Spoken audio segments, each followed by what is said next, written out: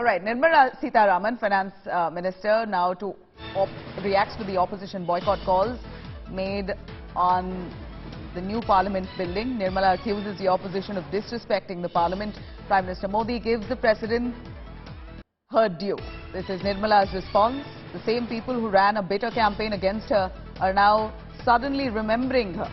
Nimala Sitharaman, as she reacts to all the opposition boycotting, collectively 19 opposition parties boycotting the new Parliament building's inauguration by Prime Minister Modi. Nimala Sitharaman says, do not tell us what we should do. We've respected the President, always have. So now, what's the reason to suddenly remember the President? Listen in. In fact, Nimala Sitharaman, the Finance Minister, says that 19 opposition parties who have boycotted the new Parliament inauguration. To that, the response she gives is that Prime Minister Modi gives the President her due. A due respect is given to her. The same people who ran a bitter campaign against her when she was inducted as the President are now all of a sudden remembering her. Shilpa Nair with more on that. Shilpa, tell us, Nimala Sitharaman, who's responding to the opposition boycott calls over the new Parliament building's inauguration, hits back, says, don't tell us what to do. We've given the President her due respect. Well, absolutely. In fact, Union Finance Minister Nimala Sitharaman was responding to a question posed by India Today as to, the opposition's charge. Established that they symbolized that way, because some of the media reports that we find from that period, it just records it as a gift presented by the Tiruvavadudrai Adinam to the Prime Minister, along with the pujas and the recital of Tevaram. But we don't find anywhere that it actually symbolized the transfer of power. Besides the recreation of the event, it would have been good to see the actual documentary proof as well. As many documentary proof as you want, and that is why I kept saying what we are saying today, what we are giving as documents today, what we are reenacting there in the form of a video for you, are all derived from research sources, and that is being attached there in the appendix. You will see from which source what is being derived and put in the record. But however, if I go by your question, you seem to be attributing to me, saying you are suggesting this.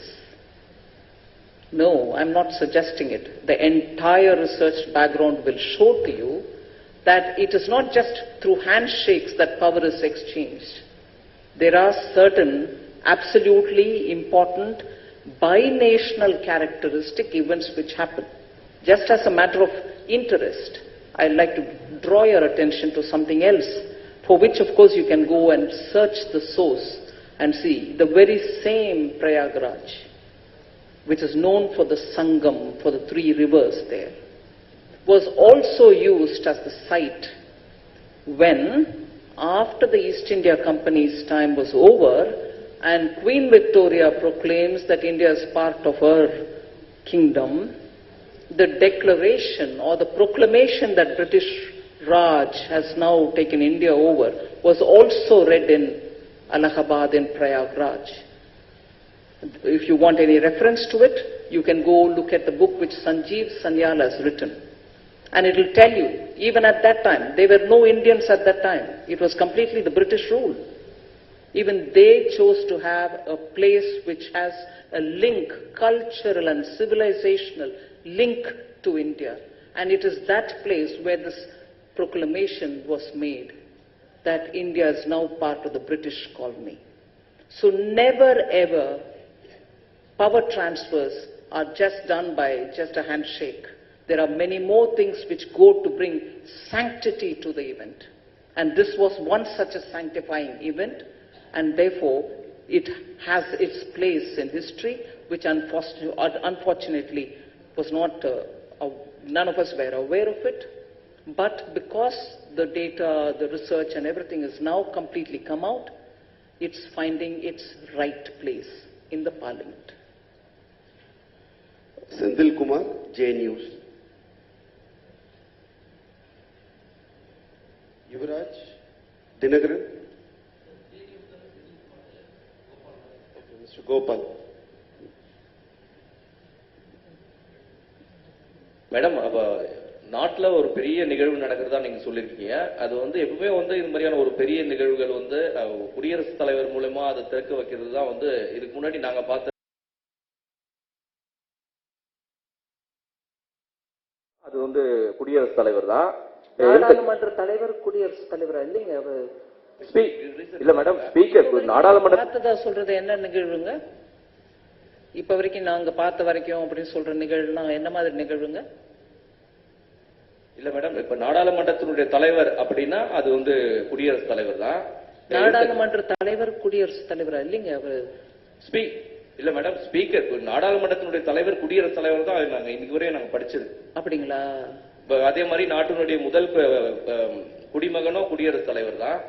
கட்சி சார்புடையாத ஒருவரும் குடியரசுத் தலைவர் தான். அப்படி இருக்கும்போது பிரதமர் திறந்து வைக்கிறதுக்கு என்ன ரீசன்? ஏதாவது ரீசன் இருக்கான்னு தான் நான் கேட்கிறேன் மேடம். இல்ல, ரீசன் இருக்கிறதுனால தான் நாங்க திறந்து வைக்கிறாரு. இப்ப உதாரணத்துக்கு நான் சொல்றேங்க, சத்தீஸ்கர்ல அசம்பிளி புதுசா கட்டினாங்க, செக்ரட்டேரியட் புதுசா கட்டினாங்க.